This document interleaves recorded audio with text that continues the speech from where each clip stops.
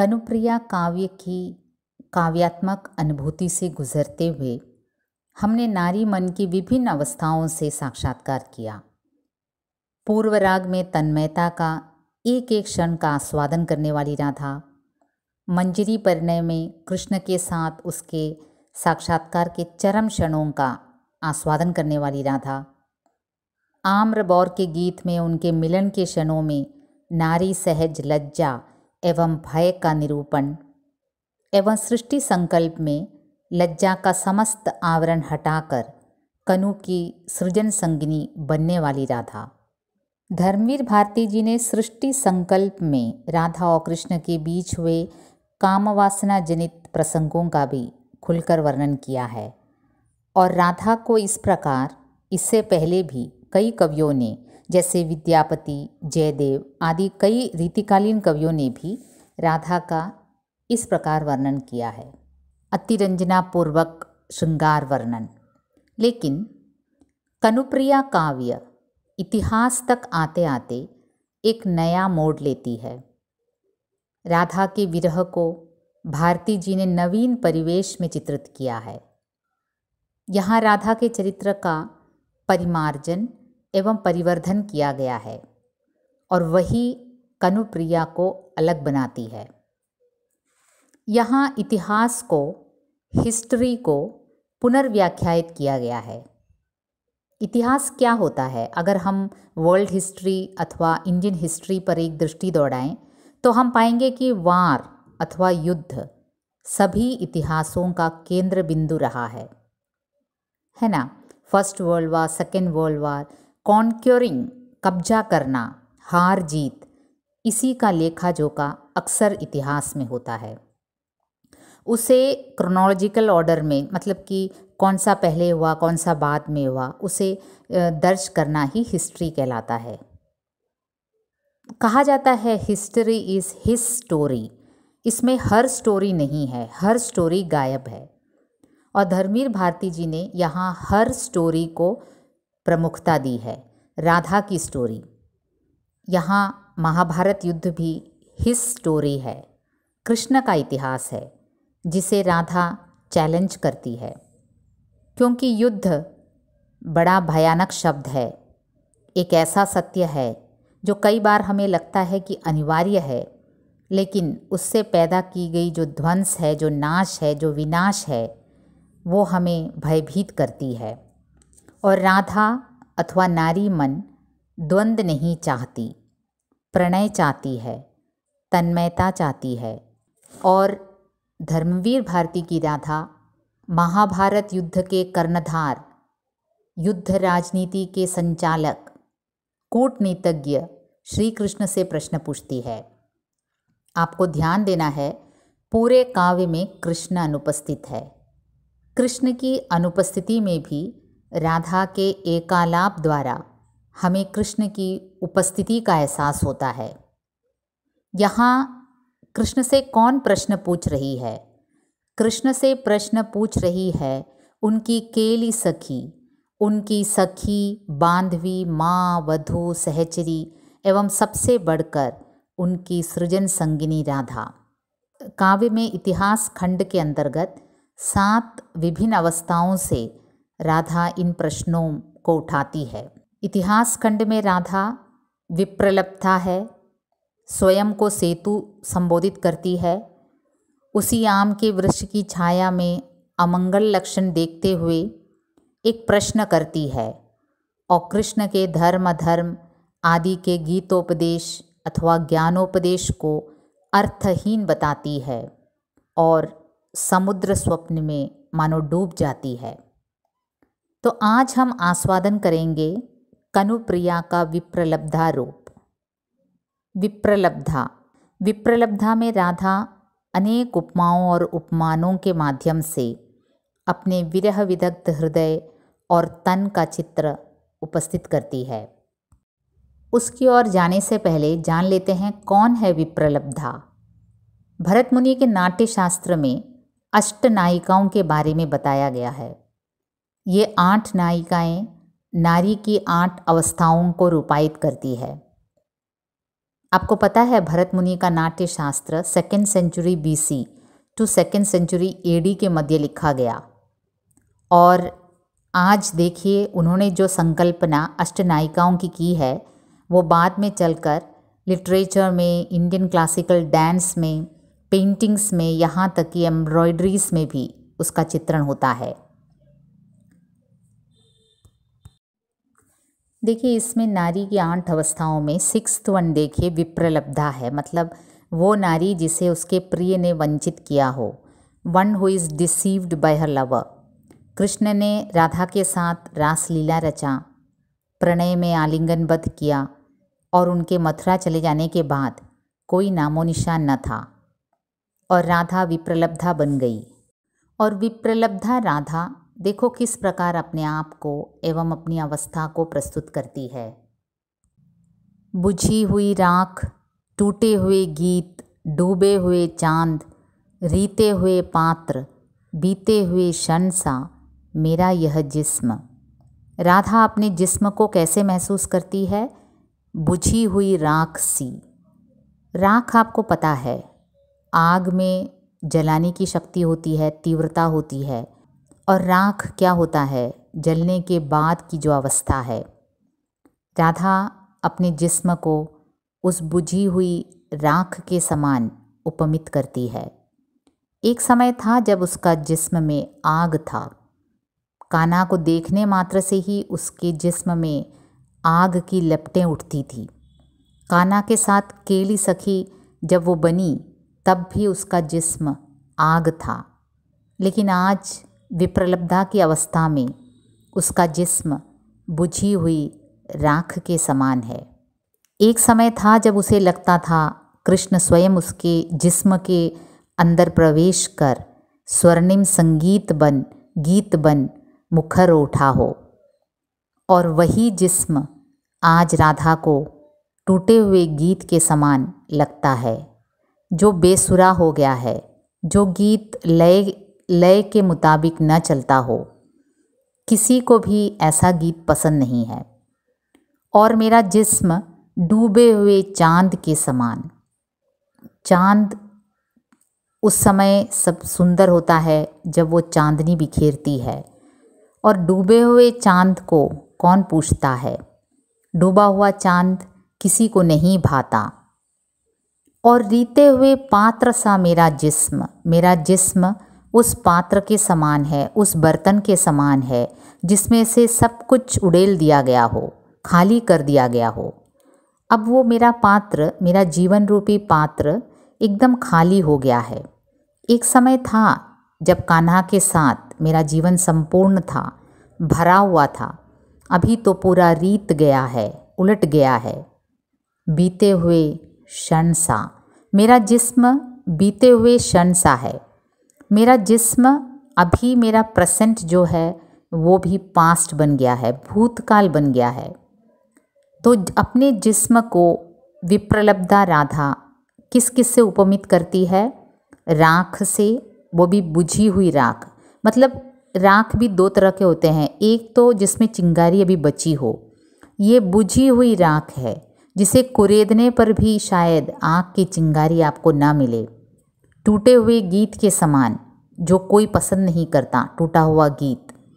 डूबे हुए चांद के समान, वही चांद को जब उसकी पूर्णिमा में उसकी पूरे सौंदर्य का आस्वादन जब सब करते हैं, लेकिन डूबे हुए चांद को कौन पूछता है? रीते हुए पात्र, वो बर्तन जो भरा हुआ था वो आज उसका जिस्म एकदम खोखला हो गया है, रीते हुए पात्र के समान। और बीते हुए क्षण सा उसका जिस्म अब बीत गया है, भूतकाल में चला गया है। वो जी रही है लेकिन उसका जिस्म भी वर्तमान काल में है ही नहीं। कान्हा के बिना उसका जिस्म बीते हुए क्षण के समान है। कल तक जो जादू था, सूरज था, वेग था तुम्हारे आश्लेष में, आज वह जूड़े से गिरे हुए बेले सा टूटा है, म्लान है, दुगना सुनसान है। बीते हुए उत्सव सा, उठे हुए मेले सा। देखो कैसे कॉन्ट्रास्ट कवि क्रिएट करते हैं।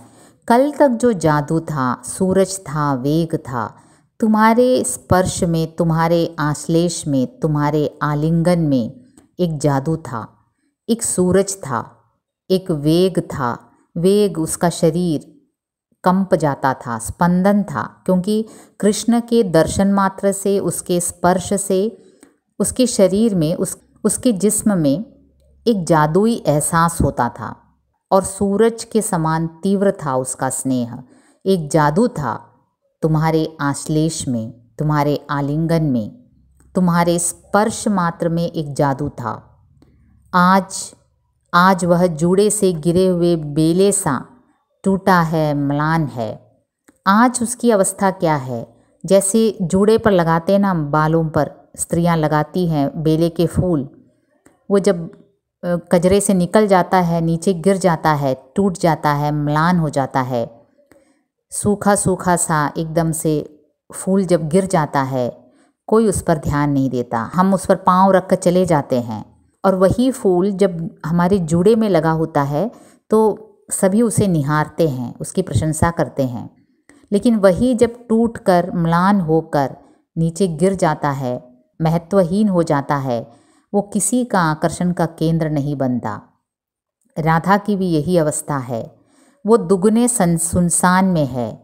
अब कृष्ण के चले जाने के बाद, जहाँ कृष्ण के रहने पर उसके जिस्म में एक जादू था, एक वेग था, एक आश्लेष में कंपन था, एक जादुई एहसास था, वहीं कृष्ण के चले जाने के बाद उसकी अवस्था जूड़े से गिरे हुए उस बेले के पुष्प के समान है, जो टूटा है, म्लान है, रसहीन है, गंधहीन है, महत्वहीन है और किसी का आकर्षण का केंद्र नहीं है।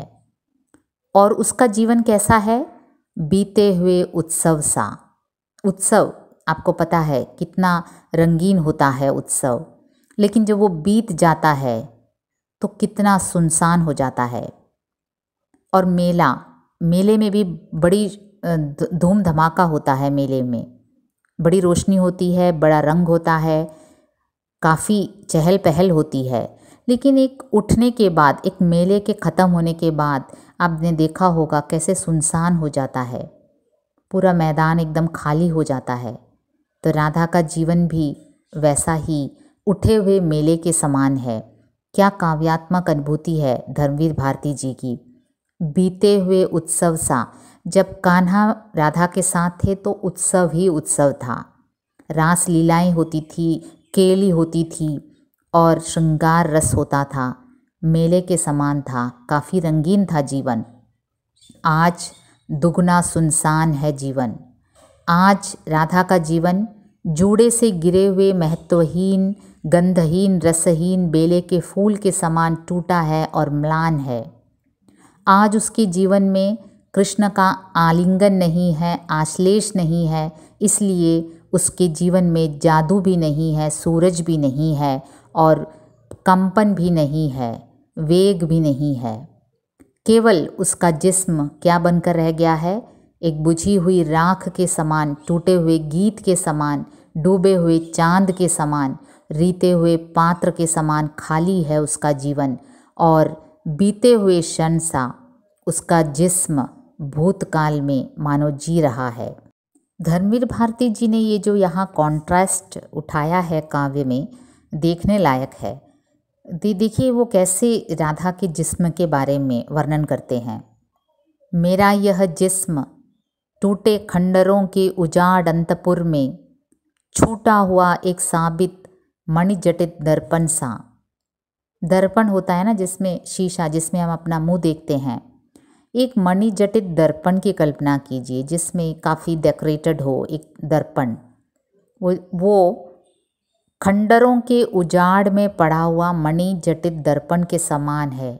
खंडर आपको पता है, एक ज़माने में जब आलीशान मकान या फिर कोई महल बहुत बड़ा, खूब आलीशान, और वो समय के गुज़रने के बाद वो एकदम खंडर सा बन जाता है। देखो कुछ ऐसे एक ज़माने में जो काफ़ी आलीशान था, यहाँ राधा अपने आप को कहती है कि वो उसका जिस्म एक ज़माने में उसे अहम भाव था कि कृष्ण मेरा है, मेरा अपना एक कृष्ण केवल मेरा है ये अहम भाव था, उस समय उसका शरीर और उसका मन आलीशान महल के समान था। और आज कृष्ण के बिना उसकी अवस्था देखो कैसी है, टूटे खंडर के समान। उसके उजाड़ के अंतपुर में, जहाँ रानियां रहती हैं महलों में, टूटे खंडरों के उजाड़ अंतपुर में छूटा हुआ एक साबित मणिजटित दर्पण सा। आप कल्पना कीजिए एक आलीशान महल हुआ होता होगा जहाँ रानियां रहती हैं अपने अंतपुर में, और उनके गुजर जाने के बाद जब वो आलीशान महल खंडहर में बदल जाता है और वहाँ छूटा हुआ एक मणिजटित दर्पण अगर पड़ा हो, ऐसे कल्पना कीजिए। वैसी अवस्था है राधा का। आधी रात दंश भरा बाहुहीन प्यासा सर्पीला कसावेक जिसे जकड़ लेता है अपनी गुंजलक में। एक सर्प के आकर उस खंडर में आने की कल्पना की। खंडरों में अक्सर जहाँ किसी का आना जाना ना हो तो सांप का आना स्वाभाविक है, और आप कभी कल्पना करते हैं कि आधी रात में एक दंश भरा एक सर्पीला सांप का आकर इस मणिजटित दर्पण को कस लेना अपने बाहु में, अपने बाहुहीन गुंजलक में। मतलब कि सर्प आपको पता है उसका बाहु नहीं होता है, लेकिन बाहु न होने पर भी वो जकड़ लेता है सांप को। ऐसे देखिए, ऐसे जैसे दिखाया जाता है, सांप को जकड़ने की शक्ति होती है, अपनी गुंजलक में बांध लेता है।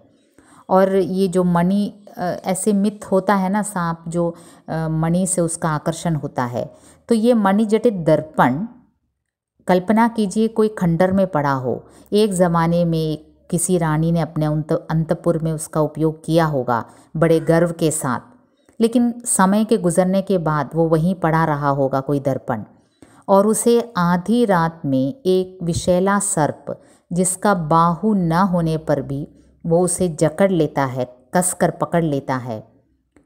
ये वही राधा है जो बाहु वाले कृष्ण उसे जकड़कर उसे आलिंगन में कस लेते थे। तो राधा की अवस्था, वो खुद ये कॉन्ट्रास्ट कवि क्रिएट करते हैं कि एक तरफ जहाँ उसका कान्हा उसे अपने बाहों में जकड़कर कस लेता था, उसे प्यार के आलिंगन में, और उसे एक जादुई एहसास देता था, वहीं उसकी अवस्था आज टूटे खंडरों के उजाड़ अंतपुर में एक मणिजटित दर्पण सा जो किसी के हाथ से छूट गया हो, और आधी रात में दंश भरा बाहुहीन अगर कोई सर्पीला सांप उस दर्पण को कस लेता हो तो उसकी अवस्था क्या होती है, वही राधा की अवस्था है। राधा का जिस्म देखो कैसे बन जाता है, बुझी हुई राख से होते हुए, डूबे हुए चांद, रीते हुए पात्र, इन सब से गुजर कर अब उसका जिस्म कवि यूँ कल्पना करते हैं कि खंडर के समान है, और उसमें भी किसी के द्वारा छूटा गया मणिजटित दर्पण के समान है, जहाँ विरह उसे सर्प के समान जकड़ रहा हो। अब सिर्फ मैं हूँ, यह तन है और याद है। अब सिर्फ मैं हूँ, यह तन है और याद है। खाली दर्पण में धुंधला सा एक प्रतिबिंब मुड़ मुड़ लहराता हुआ, निज को दोहराता हुआ। अब क्या बचा है, मेरा शरीर बाकी है, यह तन है, यादें रह गई हैं। अब क्या बचा है, यह तन है और याद है, और कुछ नहीं बचा है। मेरा अब वर्तमान है ही नहीं। मैं हूँ, मेरा तन है और यादें हैं। खाली दर्पण में धुंधला सा एक प्रतिबिंब मुड़ मुड़ लहराता हुआ, निज को दोहराता हुआ। यहाँ दोहराना स्मृतियों का दोहराना है। खाली दर्पण में वो नारी क्या दर्पण देखेगी जिसे किसी पुरुष ने परित्याग कर दिया हो। जो नारी किसी पुरुष के प्रेम में एकदम मदोन्मत्त होकर रहती थी और फिर अचानक उसका प्रेमी उसे छोड़कर चला जाता है, तो वो दर्पण देखने में भी हिचकती है। उसे खाली दर्पण में धुंधला सा एक प्रतिबिंब दिखाई देता है जो केवल उसके निज को दोहराता है। उसे कान्हा नहीं दिखाई दे रहे, कहीं स्मृतियों को दोहराती है वो। तभी मुड़ मुड़ लहराता हुआ, निज को दोहराता हुआ, केवल स्मृतियाँ ही उसके दर्पण में उसे दिखाई देती है। राधा पूछती है, कौन था वह जिसने तुम्हारी बाहों के आवर्त में गरिमा से तनकर समय को ललकारा था? कौन था वह जिसकी अलकों में जगत की समस्त गति बंद कर पराजित थी? कौन था वह जिसके चरम साक्षात्कार का एक गहरा क्षण सारे इतिहास से बड़ा था, सशक्त था? अब राधा पूछती है, वो राधा कौन थी जिसने तुम्हारी बाहों के आवर्त में गरिमा से तनकर समय को ललकारा था? एक समय था जब राधा तुम्हारे बाहों के अंदर कसकर जब तुम मुझे पकड़ते थे तो मैं गरिमा से तनकर समय को ललकारती थी। मैं काफ़ी अहम भाव से समय को ललकारती थी। राधा को उस समय कभी नहीं राधा ने सोचा था कि कृष्ण उसे छोड़कर कहीं चले जाएंगे। और जब कृष्ण अन्य गोपिकाओं से उसे ज़्यादा भाव देते थे, उसे अपने बाहों में लेते थे, तो राधा काफ़ी गरिमा से तनकर समय को ललकारती थी कि उसे लगता था कि उसने जीवन में सब कुछ पा लिया जब वो कृष्ण के बाहों में थी। अब वो पूछती है, एक्चुअली वो कौन था? मैं थी क्या?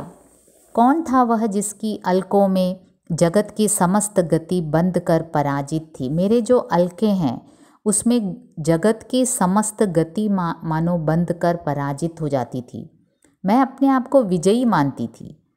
मुझे तो लगता था मेरे अलकों में जगत की समस्त गति को रोकने का अधिकार है। बंद कर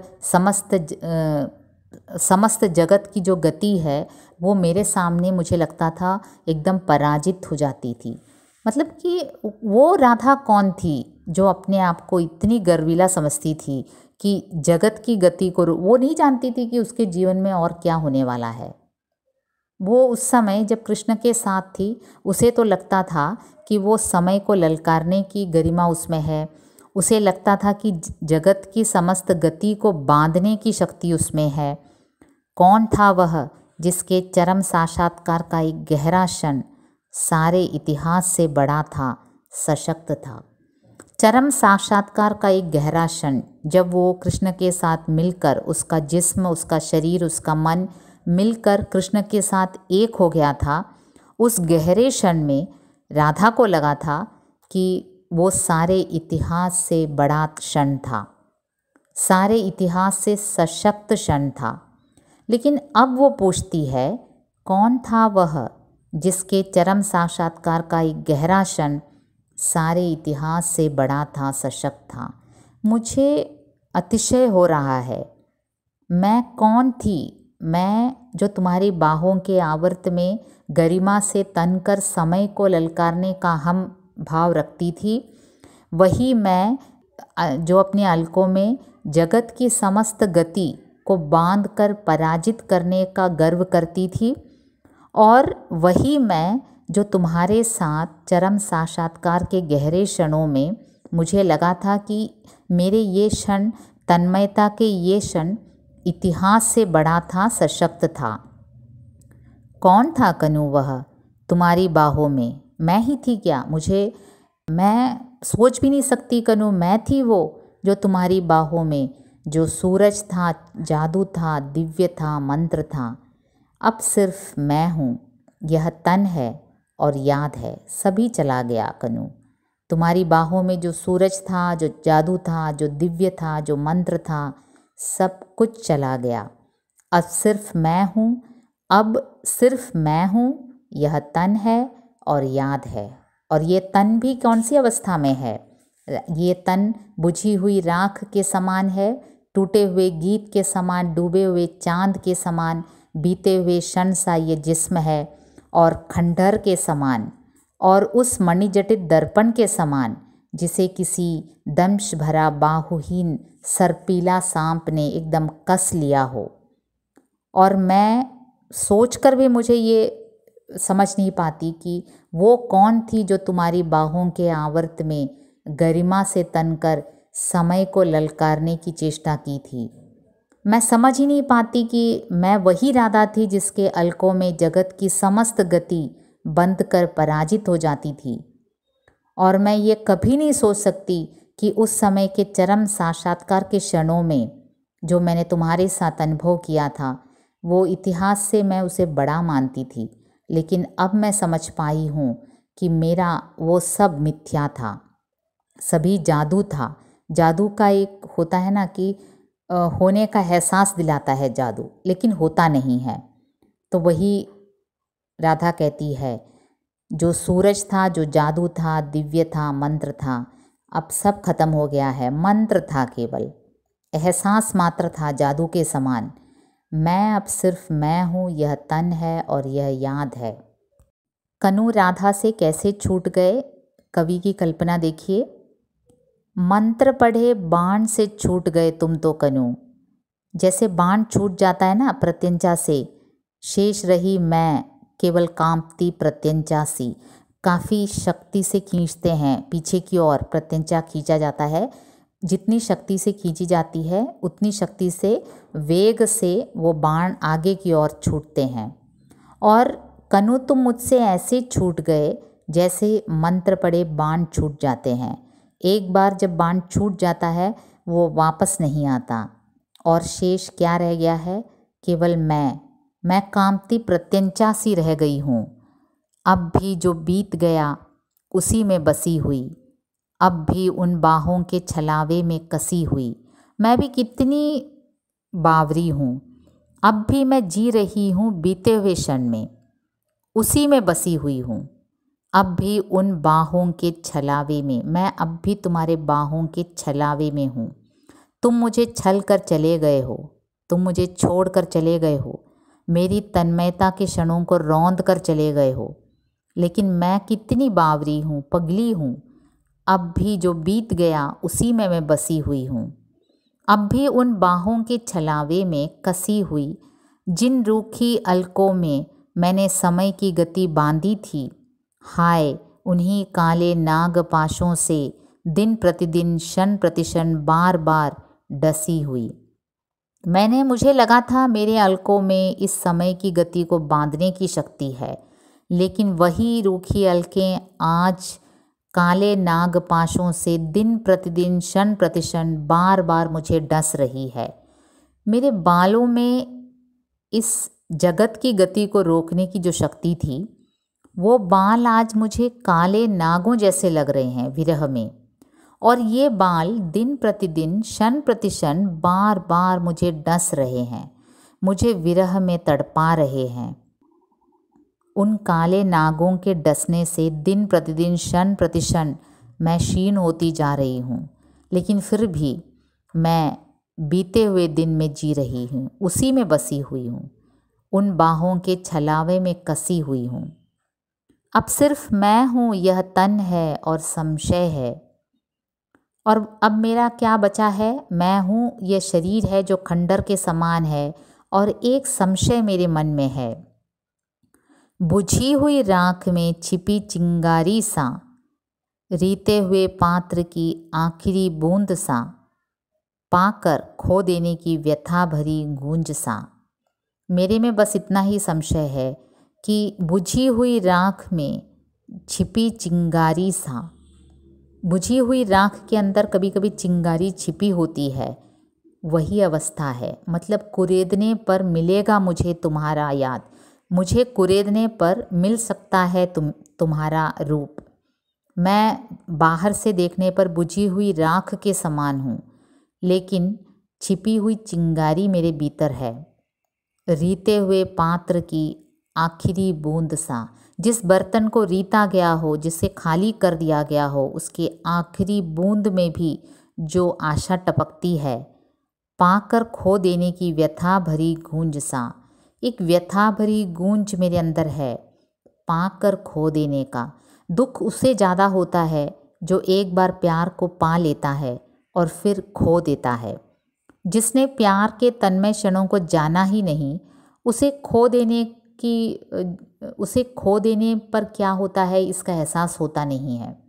राधा ने पाया था कृष्ण को, उसे कृष्ण के साथ उसने अपने तन्मय क्षणों को बिताया था। उसने अपने लाज खो दी थी कृष्ण के सामने, तो उसे ही पता है खो देने की व्यथा क्या होती है। अब सिर्फ मैं हूँ, यह तन है, और संशय है कि बुझी हुई राख में कहीं ना कहीं चिंगारी छिपी है। और आशा है मन में। क्या आशा है? रीते हुए पात्र की आखिरी बूंद के समान, कि पात्र जब बर्तन होता है उसमें खाली करते वक्त एक बूंद रह जाता है, उसमें आशा टिकी रहती है कि कान्हा वापस आएंगे ज़रूर। ये एक आशा भरी बूंद है, और राख के अंदर चिंगारी है, कुरेदने पर उभर कर आ सकता है। पाकर खो देने की व्यथा भरी गूंज सा, व्यथा भरी गूंज है मेरा ये शरीर, मेरा यह जिस्म, जो एक बार पाकर तुम्हें खो चुका है कनू।